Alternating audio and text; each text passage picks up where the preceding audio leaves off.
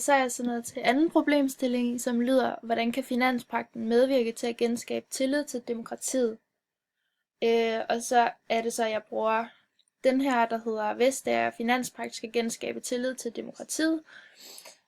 Ja, og ifølge Margrethe Vestager, så skal finanspagten spille en afgørende rolle, som står her. Finanspagten skal spille en afgørende rolle i forhold til at genoprette europæernes tillid til, at de folkevalgte tager ansvar for økonomien. Ja, men som hun siger i artiklen, så kan finanspagten ikke klare opgaverne alene, så de supplerer andre regler i de enkelte EU-lande. Ja.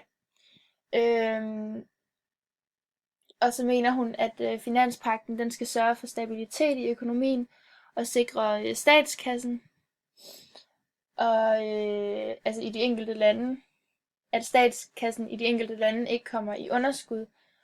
Og så eksempelvis Grækenland, der har jeg skrevet, at ja, Grækenland var og er i store økonomiske problemer, og de lånte en masse penge af EU til at genskabe deres økonomiske stabilitet og sikre der vækst i fremtiden. Og det er så her, at finanspagten er vigtig at have tillid til. Og derfor så siger Margrethe Vestager også, at det er vigtigt at indføre en mere håndfast måde at overholde finanspagten på. Men samtidig siger hun også, at folket de også måtte forvente, at de folkevalgte overholder og har respekt for det, som er blevet vedtaget i deres eget parlament. Og det står i afsnit 2. Ja. Og så understreger Margrethe Vestager også, at selv med en ny finanspagt vil det ikke resultere i vækst og nye arbejdspladser med det samme, men at finanspagten er en af brikkerne til at skabe vækst. Og så har hun også stor tillid til finanspagten, da hun tror på, at det vil gavne både markederne og forbrugerne i samfundet. Så hun håber på, at man kan genskabe tilliden i de lande, der har akut mangel på finanspagten.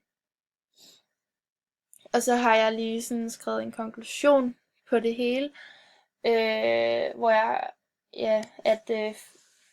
jeg konkluderer, at finanspagten kan være en afgørende faktor for at skabe stabilitet i økonomien og væksten i samfundet, og at hvis der er vækst og økonomisk fremgang i samfundet, så vil det også genskabe tilliden til demokratiet. Ja.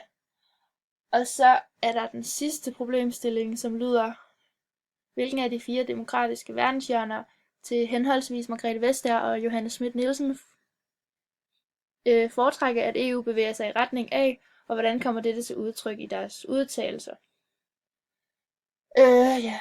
Og hvis man skulle placere de 2 politikere i en af de 4 demokratiske verdenshjørner, som, ja, af dem har jeg slet ikke fortalt om. Der er EU-federation, EU-samarbejde, deltagelsesdemokrati og elitedemokrati. Ja, og hvis man så skulle placere de 2 politikere i en af de 4 verdenshjørner, så vil man nok placere Margrethe Vestager ved elitepolitikken, ved elitedemokrati, og fordi hun i tekst 2 indirekte siger, at vi skal lade EU tage beslutningerne. Altså at vi skal overlade ansvaret til dem, der er folkevalgte, og derfor er det også de folkevalgte, som der tager beslutningerne. Og Johanne Schmidt-Nielsen, hun går ind for deltagelsesdemokrati, og fordi hun går ind for et samarbejde med EU, og hun siger, at regeringen og oppositionen, de skal spørge danskerne, og siger, at det altid har været en kutyme at holde en folkeafstemning, og det vil Enhedslisten holde fast i, siger hun, og at uanset hvilke paragraffer og teknikaliteter finanspagten tilhænger finder frem til, så siger hun også, at man ikke kan undgå at spørge befolkningen, før man vedtager noget, og før man tager nogle beslutninger. Ja, det var lige det.